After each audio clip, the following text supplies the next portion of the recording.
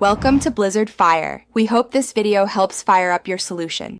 You begin by clarifying exactly what you want to transfer: grammar patterns, vocabulary, or pronunciation.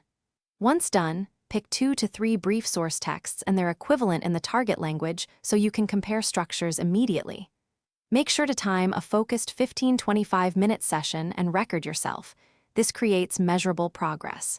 You'll alternate reading, translating aloud, and imitating rhythm. The reason is practice plus feedback speeds internalization. You see differences and correct them on the spot. Now you chunk the material into manageable 1 to 2 sentence units and label recurring patterns or cognates so your brain maps them clearly. Read the chunk, translate aloud focusing on meaning, then shadow native audio once or twice, match timing and stress. Make sure to pause and analyze mismatches.